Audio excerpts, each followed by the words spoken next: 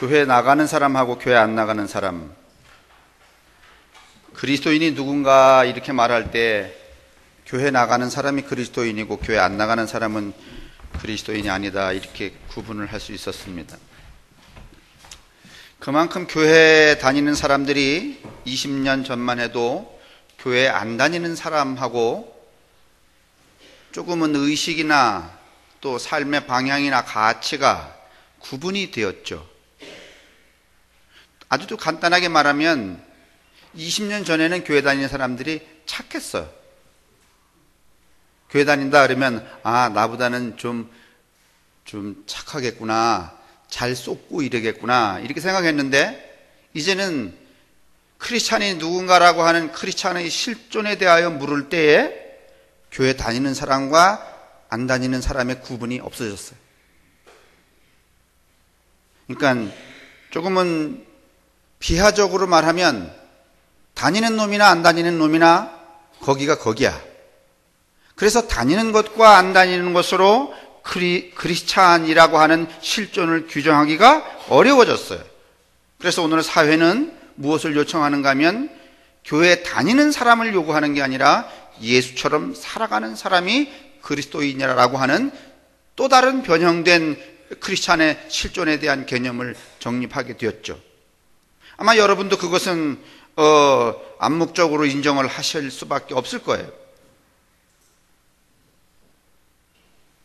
그런데 이 바울의 때만 해도, 바울의 시절에는 또 교회를 다니느냐 안 다니느냐, 그게 그 구분이 크리스찬의 실존을 정하는 것은 아니었어요. 왜냐하면 교회라고 하는 개념이 우리와 같은 이렇게 고착된 개념이 아니었기 때문에. 그래서 바울에게는 뭔가 하면은 크리스찬이란 누군가? 라고 물었을 때 그리스도의 옷을 입었는가? 라고 물었죠. 맞습니까? 그러니까 쉽게 말하면 바울의 시대에도 교회를 나가느냐 안 나가느냐로 그리스도인이냐 아니냐를 말하지는 않았다는 거예요. 이때는 뭔가 하면 그리스도의 옷을 입었느냐 안 입었느냐로 말했다는 거죠. 그래서 제가 지난주에는 송 목사님 설교하셨고 그 전주에 첫 번째 이 죄의 담론을 이야기할 때 바울은 뭔가 하면 무슨 얘기를 했는가 하면 자기는 태어날 때부터 다른 옷을 뒤집어 쓰고 나왔다는 거야. 무슨 옷? 그렇습니다. 여러분, 불교 가정에서 태어난 사람들은 자기가 원하지 않아도 불교의 옷을 뒤집어 쓰고 나와요, 안 나와요? 아니, 엄마 아버지가 독실한 불교 가정, 그 다음에 교회라고는 없는 그런 사회 속에서 쑥 나면은요, 나 날 때 벌써 어떡하고, 누구에게 어떡하고, 부처님에게 빌고, 그 다음에 나 나면은 나 데리고선 어디로 가는 거야? 절간에 안 가겠습니까? 그 부처의 옷을 입고 나오는 것처럼 이 바울이라고 하는 분은 뭔가 하면은 유대 사회에 살았기 때문에 태어날 때 유대주의의 옷을 입고 나왔다는 거예요. 근데 그 유대주의의 옷이라고 하는 그 메커니즘이 무엇인가 하면 죄의 담론을 갖는다는 거예요. 죄. 그러니까 유대주의 그러면 뭐가 없으면 안 돼? 1번 사랑, 2번 자비, 3번 구원, 4번 죄. 이렇게 말해야 될까요?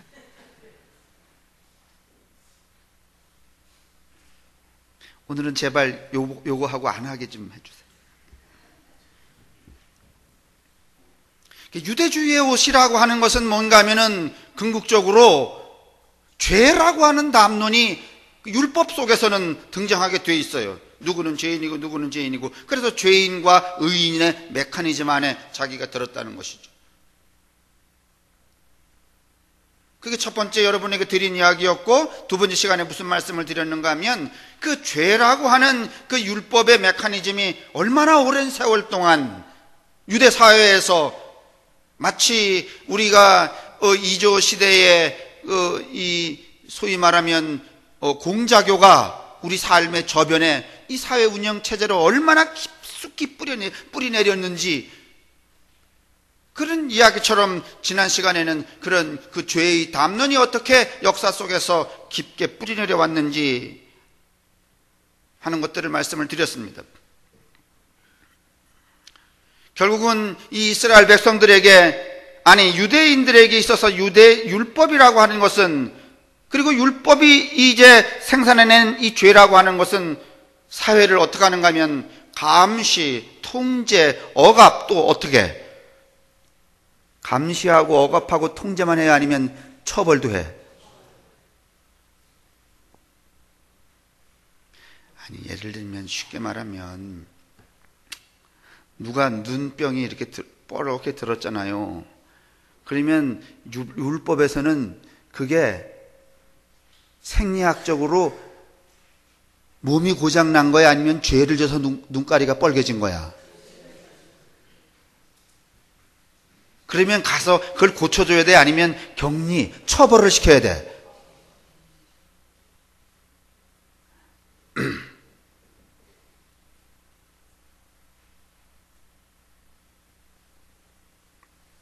그러면 다시 바울에게로 이제 세 번째 시간 마주 가겠습니다.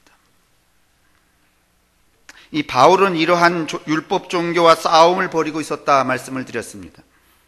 그것은 유대주의의 죄인이 아니면 선민이라는 메커니즘이 단순히 사람을 하나님 앞에서 죄인임을 고백하게 하는 신앙 체계라기보다는 더욱 정결한 사람과 더욱 부정한 사람을 가르는 장치로서 기능하고 있다는 예수 운동의 문제의식을 공유하고 있었기 때문에, 바울이 그런 율법의 옷을 뒤집어 쓰고 나왔다가 오랜 동안 그 율법의 그 죄의 그 메커니즘 속에 살면서 누구를 잡으러 돌아다녔어요?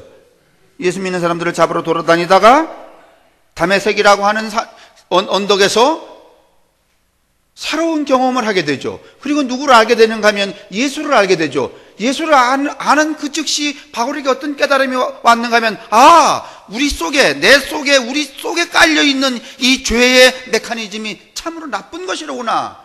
이걸 어떻게 뒤들어 부실까? 해체와 전복을 시킬까?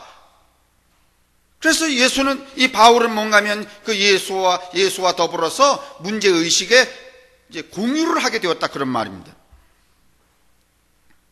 다시 말하면 이 바울은 예수의 인간에 대한 이해가 이 바울도 같았다, 이렇게 말할 수 있습니다. 즉 사회적 주변인이라는 얘기는 뭔가 하면 쫓겨난 사람들, 예를 들면 지금도 이제 그렇게 단적으로 말하기는 어렵지만은 과거에는 가난하고 병들고 고아나 과부나 이런 사람들은 다 사회의 중심인이야 주변인이에요. 주변인이었죠. 이 이스라엘만 그런 게 아니죠. 우리도 여러분 200년 전에는 다 주변인이었죠. 여러분 여기 여자분들 많이 계시지만 식사하시는데 어디 말이지 뻘건 대낮에 식당에 가보면 다 여자들이 앉아서 밥 먹고 그랬어요. 집에서도 밥 먹을 때 무슨 남자하고 여러분 겸상을 차려갖고만 주는 대로 먹어. 삼식이 오늘 뭐 어떻게 했어? 다 어디서 식사하셨어? 200년 전만 해도 부엌에서 하셨잖아요. 어디다가 무슨 노쇠 그릇에 말이지 뚜껑 덮어 드셨어? 아니면은 바가지다가? 그게 어떻게 중심부 인간이에요? 주변부 인간이죠. 그래도 애를 낳아도 여러분 보세요. 다 남자 여자 이렇게 낳으면은 아들들은 다 중학교 보내지만 기집애들은 보내 안 보내? 뭘 보내요? 다 주변부 인간이기 때문에 그랬던 거란 말이죠. 옛날 얘기 같지만은요, 지금 그 얘기를 하고 있는 거예요. 그런데 여러분, 이 유대인의 율법주의에 있어서 중심인과 주변부가 이 죄의 담론 속에서 구분이 되는 거야. 그래서 주변부 인간으로 쫓겨나면은 영원히 주변부 인간이에요. 그거를 조금 어려운 말로 부존재의 존재, 있지만은 없는 것처럼 취급하는 그런 존재라고 말하는데, 우리도 우리 사회에서 뭔가 하면 조금은 그 약한 사람들을 있지만 없는 사람으로 깔보잖아요. 그걸 부존재의 존재라고 말하는데, 이런 사회였단 말이에요. 그런데 보세요. 그러면 세상이 정한 있으나 없는 존재 같은 사람이 하나님 앞에서도 있으나 없는 존재? 아니, 세상에서는 있지만 없는 걸로 쳐도 되는 사람이 하나님 앞에서도 없는 걸로 쳐도 되는 사람이냐고. 그거 아니라는 거예요. 누구 생각이? 예수님의 생각이? 바울의 생각이? 그러면 중심인과 주변인으로 구분하는 이 사회 장치를 어떻게 해야 돼요?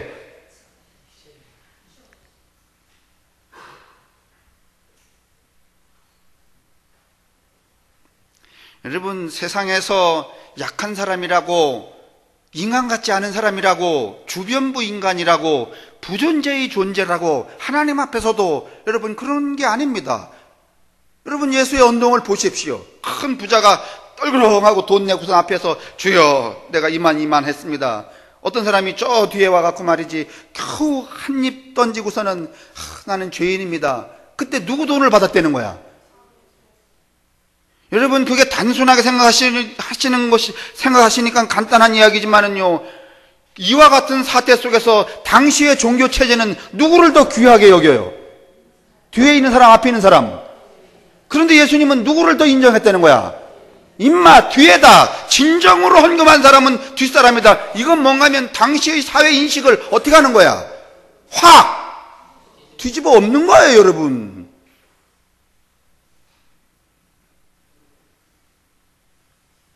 그러니까 여러분, 한마디로 지저스 무브먼트는, 교회 다니는 것은 뭐 차치하고라도 지저스 무브먼트는, 예수 운동이라는 것은 잘못된 이 체계를 어떻게 하는 거야?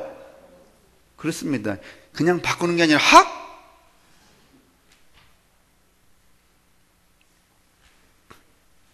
바울은 이제 팔레스타인 사회에서 부존재의 존재들이 된 주변인들, 예를 들면 이방인들, 노예, 여자, 아이들, 병든 사람들, 가난한 사람들에 대한 차별을 특별하게 문제시합니다. 갈라디아서 3장 28절, 오늘 우리가 읽은 이 본문 속에 아주 그 이야기가 명징하게 담겨 있습니다. 누구도 하나님 앞에 인간은 어떻게 하다는 거야? 동등하다는 거. 여자도 남자도, 높은 사람도 낮은 사람도, 병든 사람도 건강한 사람도. 근데 유대주의의 율법은 병든 사람은 정상적인 사회인이었어요. 여러분, 예를 들면 우리 예배를 이렇게 보는데, 유대인들이 예배를 보는데도 병들거나 뭐 눈이 하나 잘못됐거나 다리가 불편하거나 이런 분은 같이 예배에 참석할 수 있어, 없어? 없습니다, 여러분. 여러분, 성경 그동안 수없이 많이 읽으셨잖아요. 그래서 차별화했단 말이에요. 근데 예수는, 바울은 오늘 뭐라고 말하는가 하면 다 어떻게 타는 거예요? 하나라는.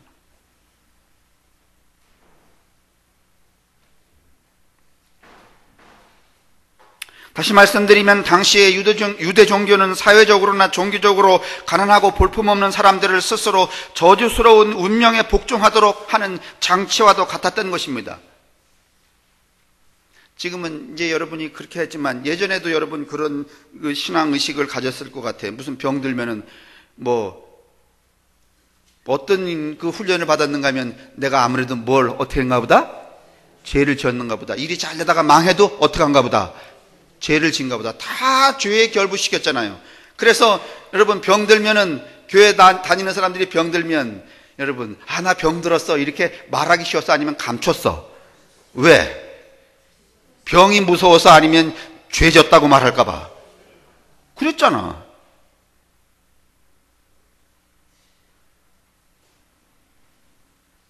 무슨 일이 잘 되던 사람이 쫄딱 망했어. 망할 수도 있지. 요새는 여러분 이런 타이틀이 있어요. 망하지 않는 기업은 없다. 이런 책이 있어. 망하지 않는 기업은 없습니다. 다 망합니다. 뭐 예전에 여러분 이 코닥이라고 하는 필름 회사 있었잖아요. 코닥. 그거 여러분 전 세계적으로 직원이 28,000명인가 됐었어요. 근데 이 디지털 나온 다음에 코닥 회사가 다 소멸되면서 몇 명 남았는지 아세요? 4명으로 줄어들었어. 그럴 거라고 누가 생각했습니까? 세상 모르는 거예요, 여러분. 그러면 그렇게 잘 나가다가 확 망하면 우리는 망할 수도 있어요. 근데 그걸 우리는 어떻게 생각했어요? 그렇지. 보라, 그 인간 11조 띠먹더니 그렇게 망한 게 싸다. 이렇게 간단 말이에요.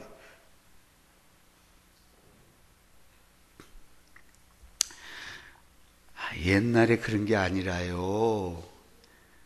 저기 나가면 지금도 그 장치가 여러분 쫙 깔려 있다니까, 여러분이. 그 장치에 걸려들어서 신앙생활 하는 것이지, 남의 동네 얘기만 할 것도 없잖아.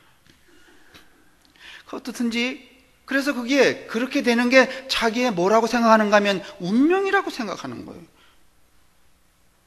이게 바로 유대의 죄의 시스템입니다.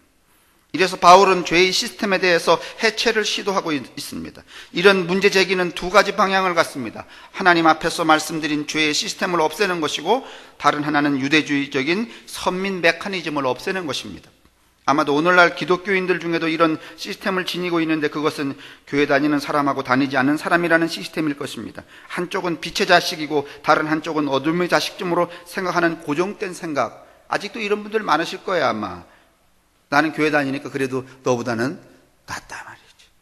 그 다음에 내가 짜장면집을 해도 너는 안 다니고 나는 다니니까 네보다는 내가 더 잘 될 거다, 이런 거. 여러분, 진짜 교회 안 다니는 사람하고 다니는 사람하고 짜장면집 하면은 그냥 아무렇게나 해도 교회 다니는 집이 잘 됩니까? 그렇습니까?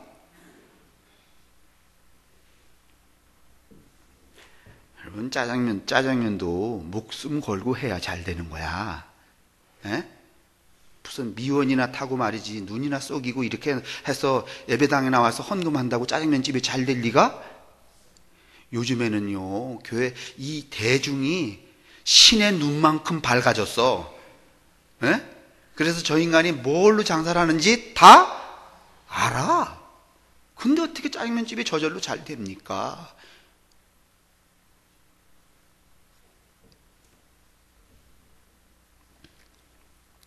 예수님이나 바울은 이런 경직된 틀, 고정된 시스템을 반대하십니다. 이런 이분법적 방식은 당시 유대주의가 쓰던 것입니다. 죄인, 그리고 의인, 남자, 여자, 어린아이, 어른, 자유인, 노예와 같은 분류의 틀입니다. 그런데 이런 차별을 없애기 위해서 바울은 옷 입다라는 표현을 씁니다. 그러니까 바울이 할 수 있는 표현 중에 이런 차등을 없앨 수 있는 방식이 뭔가 하면 옷 입다예요.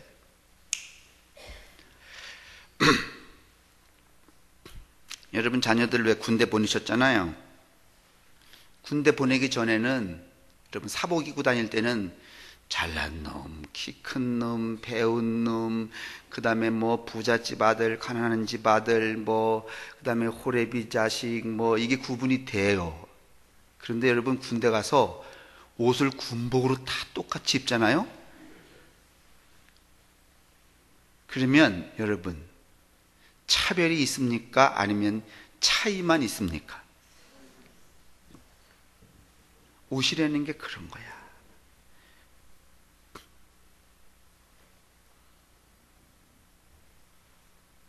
여러분, 허 목사가 왜 설교할 때 우리가 여기 이렇게 이거 안 하는 줄 알아요? 맨 처음엔 아주 초창기에는 했다가 여기 후드만 했다가 이 목사의 신학이 자꾸 이렇게 앞으로 가기 때문에 그래요. 제가 이렇게 후드를 하는 거는 나하고 여러분하고 다르다는 뜻이 아니었어요. 나는 최소한 내 개념은 뭔가 하면은 같이 예배를 보는데 구분. 내가 이제 오늘 이 예배를 집전하는 그런 구분 짓는 의미로서 이 후드를 했는데, 또 그걸 바라보는 대중은 그 구분이라고 생각지 않고 그거를 차별이라고 여기거나 아니면 무슨 그게 계급인 줄 알아. 요즘엔 아무것도 안 하잖아. 여러분이 벗으면 나도 벗을 거야.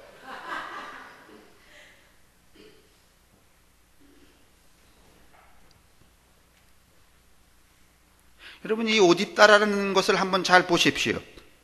이게 바울이 말하고자 하는 그리스도인의 존재론이었습니다. 사람은 사회적으로나 신체적으로나 차이는 있을 수 있습니다. 그러나 유대인들은 그것을 죄의 담론에 묶어서 차별화합니다. 여러분, 사지가 멀쩡한 사람이 있을 수 있고 아니면 사지가 좀 불편한 사람이, 이런 차이가 있을 수 있습니다. 근데 우리는 이 차이를 어떻게 하는가 하면 차별을 합니다. 맞죠?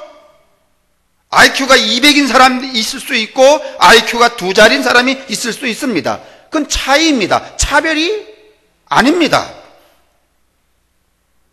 아주 부자가 있을 수가 있고 그 다음에 가난한 사람이 있을 수 있습니다. 평등할 수는 없습니다. 이건 차이지 차별이 아닙니다. 그런데 여러분, 세상은 이 차이를 인정하는 게 아니라 이 차이를 어떻게 구분지어요? 차별화하죠.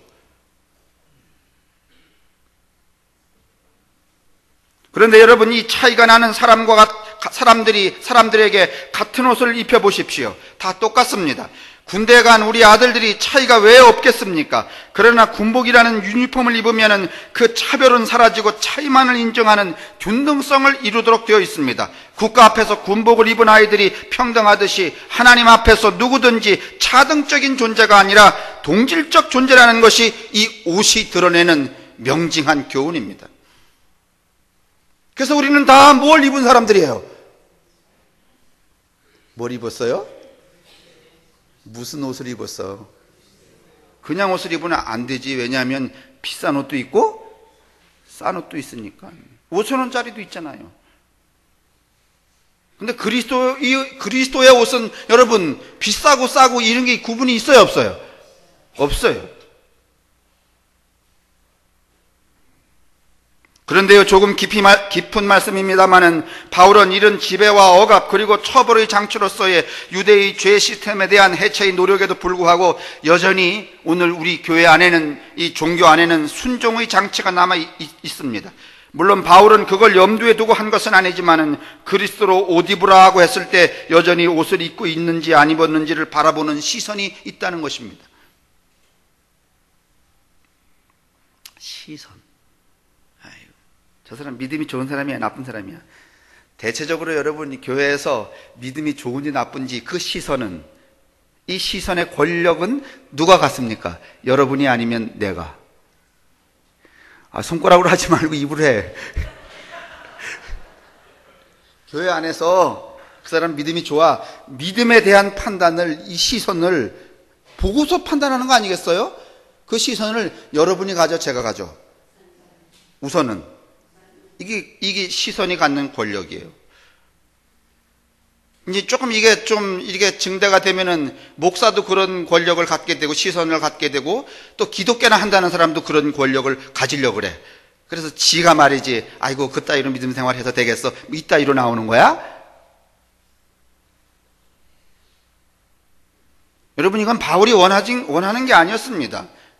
근데 오늘 이런 것들이 우리 속에 이제 효용성 있게 돌아다니고 있는 것이죠. 바울은 고육지책으로 유대주의의 율법관을 해체하기 위해서 이런 표현을 썼겠지만은 여전히 시선의 권력 아래 신앙인의 정체성을 논하게 된다는 겁니다. 바울식의 옷 입음론은 보는 이와 보여지는 이라는 이분법을 가정하게 만든다는 말이죠. 전에는 죄라는 이 패놉티콘으로 서로를 규율했는데 이제는 서로 옷 입음을 보는 규율이 생기게 되는 겁니다. 그래서 여러분, 이제 신약시대에는 어떤 상황이 되는가 하면 옷 입음이 어디로 가는가 하면 정결과 부정결로 가요. 그래서 정결을 누가 판단하는 거야? 예수님이 말이지, 이 문득병을 고친 다음에 뭐라고 말하는가 하면 너 사제한테 가서 네 몸이 깨끗해졌다는 것을 어떻게 하라고? 보이라 그러잖아요. 왜냐하면 그래야지만 참여할 수 있으니까. 이 정결과 부정결의 이 시스템이 또 새로 만들어진 시스템이야. 그러고서는 이 정결과 부정결을 누가 또 판단을 해? 누가? 제가?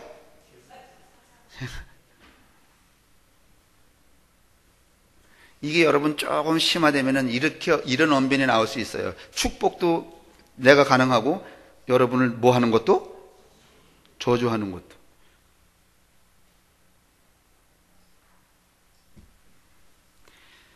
간단하긴 해요, 여러분. 그러면 여러분은 이게 뭐 그게 뭐 옳던지 그러든지 일단 저주를 안 받으려고 애쓰면 될 거 아니야.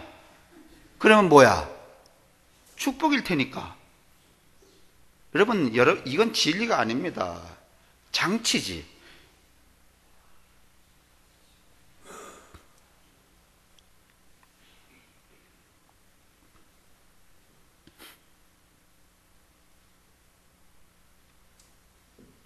여러분, 이거는 일종의 종교적인 파시즘이라고 말할 수 있습니다. 파시즘. 하시즘이란 권력을 신성화해서 거기 순종하게 하는 메커니즘을 말하는 것입니다. 오늘날 예수를 세상에 나타내 보이려는 사람들은 이거를 가장 경계해야 됩니다.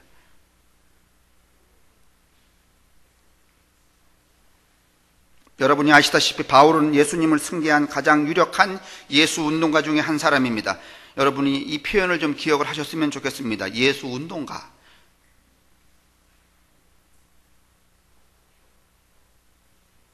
나는 여러분이 오늘도 뭐 꽃바구니 주셨지만은 여러분이 제게 쓰는 표현 중에 제가 가장 듣고 싶은 얘기는 저 양반은 허 목사님은 예수 운동가다. 난 이 말을 좀 해줬으면 좋겠어. 나는 예수를 잘 풀어서 여러분에게 썰 풀어서 말이지 주머니 털어서 먹고 살 마음이 있는 사람이 아니에요. 애초부터. 나는 제 목사로서의 정체성을 제가 제 스스로 면밀히 봐도 나는 무브먼트에 가까운 사람이야. 예수 그 운동에 참여하고 싶은 사람이지. 예수가 하신 그 운동을 이러고 저러고 1, 2, 3, 4로 이렇게 해갖고서 말이지 잘 에디테이션 해갖고서는 여러분에게 말이지 뭐 이렇게 하고 싶은 마음이 없어. 여러분 혹시 이 말이 이해가 되신다면 저를 예수 운동가로 좀 불러주시기 바랍니다. 호태수는 예수 운동가다 말이죠.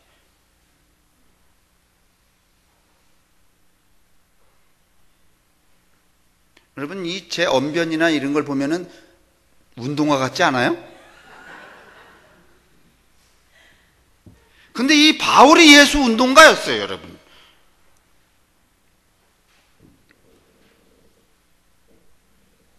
그럼에도 위에서 이야기하는 것처럼 다른 시각에서는 오늘날의 교회가 예수를 오독하게 하는 하나의 빌미를 이 바울이 또 제공하고 있습니다. 그것은 바울이 실천하고자 했던 당시 실천의 의미가 생략되거나 오해된 채 바울을 이해하고 있기 때문입니다. 바울이 그렇게 말했다를 근거로 해서 너는 그리스도의 옷을 입었다 안 입었다 또 누군가가 이 판단을 하고 있는 겁니다.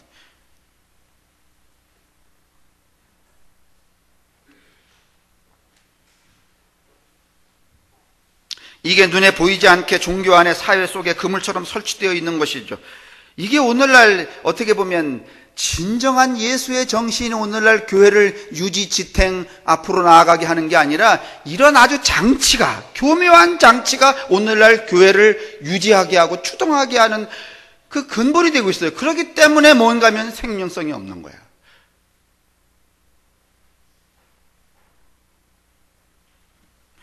오늘 고기 국수를 하기 때문에 설교를 빨리 끝내야 돼요. 국수가 불어갖고.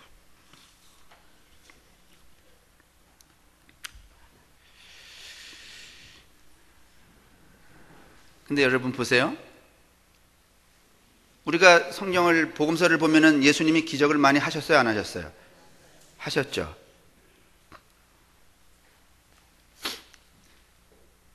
근데 이 예수님의 기적은요, 기적 사건들은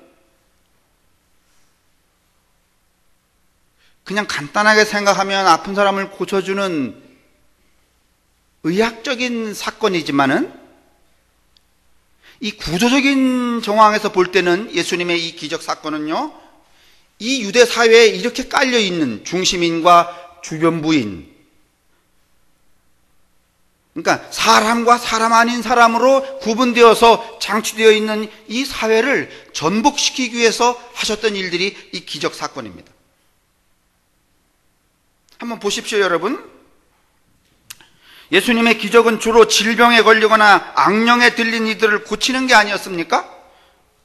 이런 예수님의 기적 사건, 이 치유라는 게 여러분 현대의학에서처럼 기능적인 치료인가요? 기능적인 치료에만 국한이 되는가요? 어느 사회나 질병 현상은 동시대의 건강관리 체제를 전제합니다. 이거 잘 들어보십시오. 예수 시대의 팔레스타인에서 건강관리 체제는 유대주의의 정결과 부정결이라는 이 체제에 깊이 연관이 되어 있습니다. 그것은 유대주의적 의미의 지배적인 계열화가 만들어낸 비정상적인 정상의 영역에서는 질병 걸린 사람이나 악령 들린 자가 주로 만들어진다는 것을 의미합니다. 다시 말하면 사회가 이 질병과 악령을 만드는 거예요. 쉽게 말씀드리면은요, 요즘은 질병이라는 게, 저 사람 병 걸렸어. 요즘 병 걸렸다. 그거를 교회가 정하는 거야? 목사가 정하는 거야? 아니면 의사가 정하는 거야? 요즘에는요, 질병이라고 하는 판정과 치료를 누가 하는가 하면 종교나 여러분 이웃이나 목사가 하는 게 아니잖아요. 그렇죠? 그 질병관리 시스템의 체계 안에 있는 법도 안에서 이것은 콜레라, 이건 장티푸스, 이건 옌병, 뭐 똑같은 말이지만 그렇게 규정을 해요, 안 해요? 해죠. 그런데 이때의 질병이라고 하는 것은 여러분 무슨 이 의학적인 체계, 사회 질병관리 시스템이 있어서 딱 판단한 거야? 아니면 교회가 그냥 정해버리는 거야? 누가 한 사람이 오늘 교회 예배하러 나왔는데 뭔가 하면 다리를 쩔뚝쩔뚝 하고 나온 거야. 그러면 사제가 금방 정해버리는 거야. 뭘 졌구나. 죄를 졌구나, 이렇게. 그 다음에 또 요즘에 여러분이 이제 저기 다른 동네에서 하는 거지만은 이제 무슨 이야기를 했는데 전체 의사에 반한 이야기를 누가 했어. 그러면 그 사람은 뭔가 하면 틀림없이 뭐 들린 거야? 아니, 우리는 다 이렇게 이야기하는데 어떤 한 인간이 이렇게 이야기하면 그 인간은 뭐 들린 거야? 그러면 그거는 국가가 정하는 질병 체계 시스템 안에 있는 귀신 들림이 아니면 우리끼리 정한 거야. 유대 사회에는 이 질병의 판정과 그 다음에 이 낙인을 누가 만드는 거야? 이런 식으로 만든다는 거예요. 옛날에도 우리가 의료 체계가 이렇게 되기 전에는요, 우리 동네에 병이 많았어, 안 많았어? 에? 뭐 물에 빠져 죽은 귀신병, 그 다음에 뭐 하늘에 떠다니다가 들어온 귀신병, 뭐 그거 다 여러분 국가가 정하는 거야? 아니면 우리끼리 정하는 거야? 그러면 그 사람은 그 순간, 그 질병에 드는 순간에 뭔가 하면 배제가 돼, 안 돼?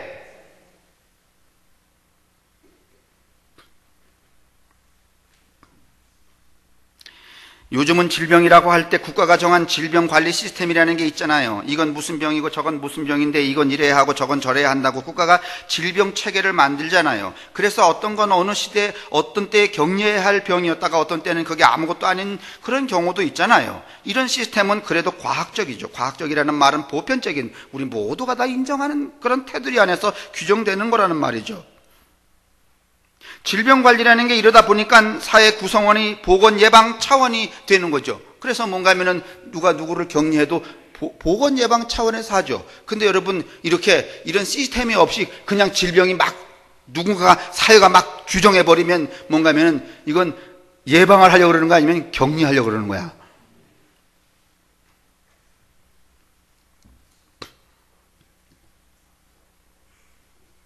그러면 이 격리라는 건 뭔가 하면은 배제와 박탈이 일어나게 되어 있잖아요. 예수님의 기적 사건에는 바로 이런 일들이 의미가 내포되어 있다는 말입니다. 여러분, 우리도 예전에는 지금 저 소록도에 한센시병 걸린 분들 계시지만은 저 원주에도 저 문막으로 나가는데 음성으로 저 질환 앓던 분들이 양계 기르고 있었잖아요. 에? 우리도 쫓았어, 안 쫓았어? 그렇게 병 걸리면은요, 박탈과 배제를 했냐고요.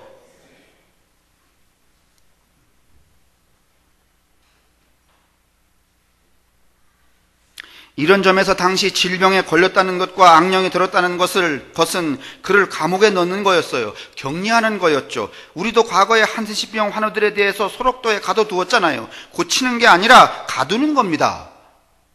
그걸 만약에 예수님이 그걸 보고 우리는 만약에 한 50년 전만 해도 전에 예수님이 오셨어요. 우리가 다 한센시병 음성으로 걸린 분들 우리한테 전염이 안 되는데도 불구하고 그게 무서워서 혹시라도 전염이 될까봐 그런 인간들하고 같이 살기 싫어갖고서는 소록도에 가뒀어요. 그랬더니 예수님이 그 소록도에 가갖고 이렇게 말씀하셨어요. 너들 죄 없다 말이지. 너들 건강하다. 다 나가라. 그러면 여러분들이 할렐루야 그랬겠어? 아니면 아주 경천동지하면서 예수를 때려 죽이려고 그랬겠어? 다시 말해볼까요? 50년 전에 우리가 다 이 음성이 된 나환자들을 우리하고 같이 살기 어려워서 한 군데 모았어. 섬에다가. 그리고 우리는 늘 다른 시각으로 그들을 봐. 우리하고 뭔가 다르거니 뭔가 죄를 졌거니 천형이라는데, 근데 예수님이 거기 가갖고 이렇게 말씀하신 거야. 이 사람들 죄 없다, 자유하다. 그러니까 신명섭이하고도 살고 된장 끓여서 막 찢어 먹고 이렇게 해라 말이에요. 그러면 신명섭 장로님이 아 주여, 한 인간을 자유하게 하시고 구원하시니 감사합니다 그랬을까? 아니면 그 예수님 때려 죽이려고 그랬을까?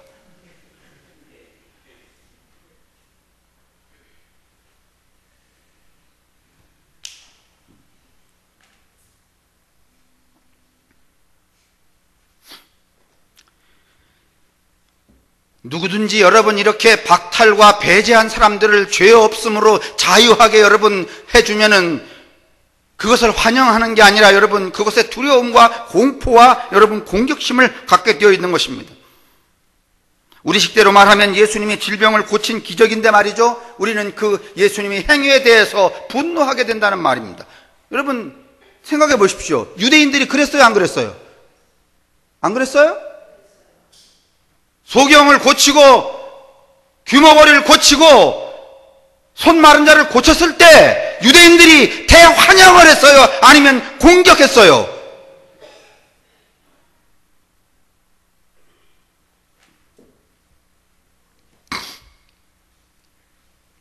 우리는 그거를 뭐라고 말하는가 하면 기적이라고 말하죠. 그렇죠? 그 기적의 단면은 단순히 여러분 생리학적인 회복에 있는 것만이 아니죠. 잘못된 시스템의 전복에도 있었던 거예요. 그거를 사람들은 받아들이기 어려웠던 거예요. 그러니까 여러분 이제 사회가 사회가 하나의 코드로 이루어진 거예요. 코드 알죠? 뭐 바코드 이런 코드? 근데 예수님이 오셔갖고서는 그런 일들을 하시면서 그런 말씀을 하시면서 사회 안에 이렇게 내장되어 있는 이 안정적인 사회 코드를 예수님이 어떻게 하신 거야? 교란을 시킨 거예요. 교란.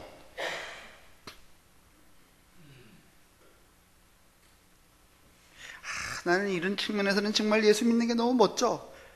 정말 세상을 아주 크게 한번 교란시켜보고 싶어. 아주 혼이 샥샥 빠져갖고 새로운 혼을 집어넣고 막 이렇게. 근데 어려울 것 같아. 그러니까 예수님은 율법 종교의 정당성을 와해시키는 그런 존재였던 것이고, 바울이 그런 예수를 바로 알아챘고, 그래서 예수처럼 바울도 지배적인 코드를 교란하고 있는 것입니다. 그게 바로 그리스도로 옷 입으라는 말입니다. 이상에서 본 것처럼 예수의 기적 사건이나 바울의 선언에서 우리는 예수 운동의 중요한 특징을 발견하게 됩니다. 그것은 일상적인 권력 지배를 정당화하고 그것에 이의를 제기하지 못하게 하는 시스템, 심지어는 그런 코드를 허용하는 욕망의 선을 따라 쾌락을 느끼고 결국 그 권력에 순응하게끔 하는 것을 발본적으로 의심하고 저항하고 투쟁하라는 것입니다.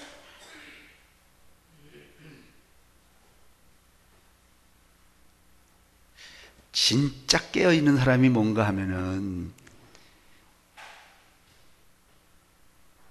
이 소위 말하면 권력과 지배, 주변부와 중심부의 이 체계를 인식하고 자기 스스로도 그 안에 들어가지 않으며 자기 스스로도 그 욕망의 달콤함을 거부하고, 누구를 이렇게 부리고 이렇게 배제하고 이러는 거 멋있어요, 안 멋있어요?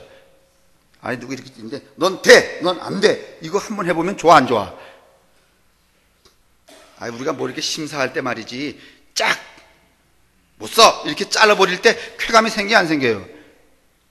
그런 여러분 욕망의 유혹을 스스로도 거부를 하고, 그런 시스템을 뭔가 하면 그런 게 우리 속에 이렇게 깔려 있을 때 그것을 인식하는 거야. 그리고 그것에 대하여서 뭔가 하면은 거부하는 것, 그거를 진정한 의미에서 깨어 있음이라 그럽니다. 여러분, 백날 새벽기도 나가고 말이지, 졸다가 가갖고 말이지, 뭐 세상이 어떻게 돌아가는지도 모르고 자기 욕망을 쫓아서, 그건 깨어있는 게 아니에요. 그냥 깨어있는 사람이 그렇게 많지? 않지. 그러니까 다 여러분이나 저나 지금 이 시간에도 우리 뭐 하고 있는 거야? 잠꼬대 하고 있는 거야. 잠꼬대라는 건 뭔가 하면은 그냥 깨고 나면 뭐야? 아, 주여, 난 이렇게 안 됐으면 좋겠는데.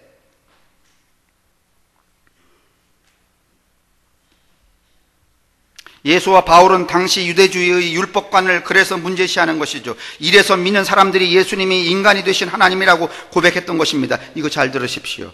이게 성육신인데 왜 전능하신 분이 유한한 존재인 인간으로 왔는가 하면 이런 세상의 사건에 참여하고 그 속에서 지배 권력에 의해 지배당하고 박탈당한 자를 끌어내려면 감시하고 심판하는 자가 아니라 친구이자 대화자로 자신의 정체성을 구성해야 되기 때문에 뭔가 하면 신이었지만 무엇으로 오시는 거야?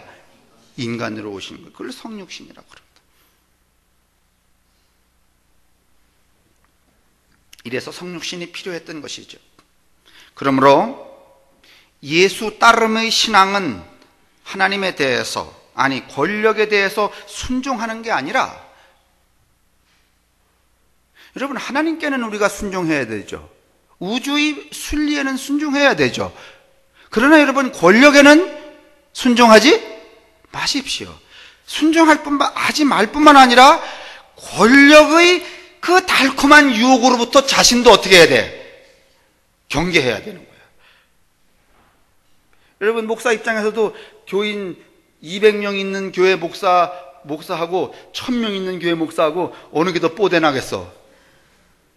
예? 어느 쪽이? 그러니까 1000명이 무조건 나쁜 게 아니에요. 근데 뭔가 하면 이 사람이 그 1000명이 가지고 있는 권력의 달콤함에 빠져 있다면 이것은 뭔가 하면 자기 경계를 게을리한 것입니다. 깨어있는 게 아닙니다. 이것은 여러분 기독교의 진리가 아니라는 말입니다. 1000명을 부정하자는 게 아니에요. 근데 또 어떤 데 가면은 또 꼴사납게 20명인데도 또 권력인 때도 있긴 있어. 참.